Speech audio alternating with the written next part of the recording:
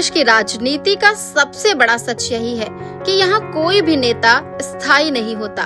वक्त, परिस्थितियाँ और जनता का मूड सब मिलकर ये तय करते हैं कि किसे शिखर पर बैठाना है और किसे किनारे कर देना है। इसी राजनीति की गलियों से निकलकर एक ऐसा नाम सामने आया जिसने कई उतार चढ़ाव देखे, अलग अलग दलों में अपनी किस्मत आजमाई और आखिरकार प्रदेश की सत्ता में एक बड़ा चेहरा बन गया। ये नाम है ब्रजेश पाठक का। 25 जून 1964 को उत्तर प्रदेश के हरदोई जिले के छोटे से कस्बे मल्लावा में जन्मे ब्रजेश पाठक आज प्रदेश के उप मुख्यमंत्री हैं। लेकिन यहाँ तक पहुँचना आसान नहीं था। उनका सफर संघर्षों, अवसरों और राजनीति के बदलते समीकरणों से होकर गुजरता है। ब्रजेश पाठक के पिता सुरेश पाठक पेशे से होम्योपैथिक डॉक्टर थे। घर में पढ़ाई लिखाई का माहौल था, लेकिन राजनीति से कोई सीधा रिश्ता नहीं था। छोटे कस्बे में पले बढ़े ब्रजेश ने शुरुआती पढ़ाई हरदोई में की और फिर लखनऊ विश्वविद्यालय से कानून यानी LLB की पढ़ाई पूरी की। लखनऊ विश्वविद्यालय में पढ़ते समय ही उनमें राजनीति की चिंगारी भड़क उठी।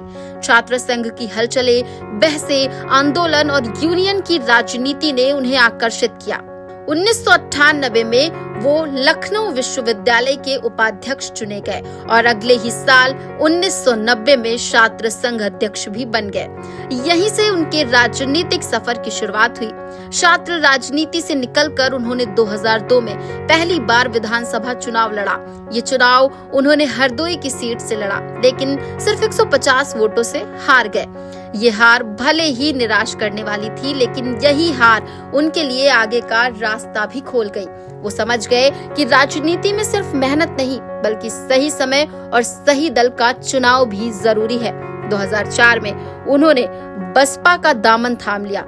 मायावती उस समय राजनीति में मजबूत स्थिति में थी और पार्टी बहुजन से सर्वजन की ओर बढ़ रही थी। यही मौका ब्रजेश पाठक ने भांप लिया और उन्हें बसपा से उन्नाव लोकसभा सीट से चुनाव लड़ने का मौका मिला।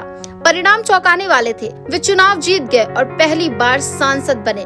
दिल्ली पहुंचकर उन्होंने राष्ट्रीय स्तर की राजनीति का अनुभव लिया। 2009 में वो राज्यसभा सदस्य भी बने। मायावती के करीबी नेताओं में उनकी गिनती होने लगी, लेकिन राजनीति का मौसम तेजी से बदल रहा था। 2014 का लोकसभा चुनाव बसपा के लिए पूरी तरह निराशजनक रहा।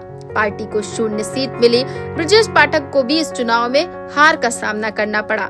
यही उन्होंने महसूस किया कि बसपा का राजनीतिक ग्राफ लगातार नीचे जा रहा है और भविष्य की राजनीति वहीं टिके रहने से नहीं बनेगी।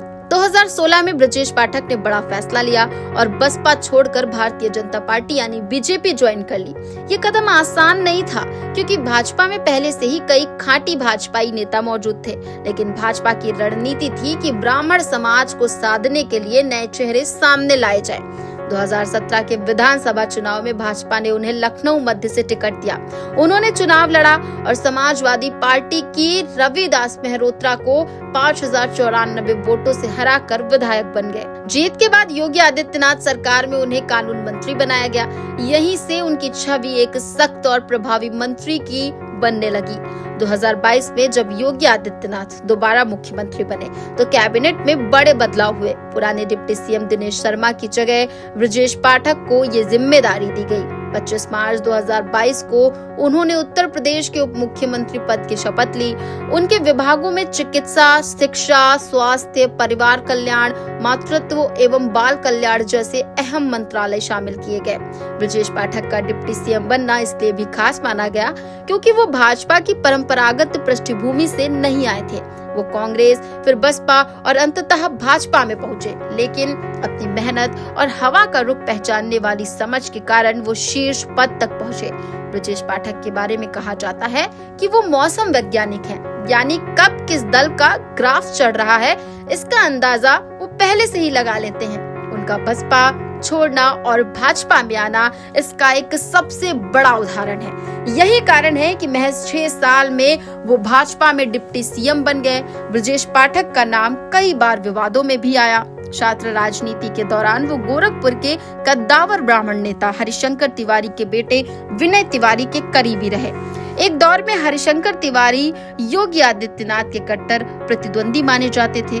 यानी राजनीतिक सफर में ब्रजेश पाठक कई विरोधाभासों के बीच गुजरे।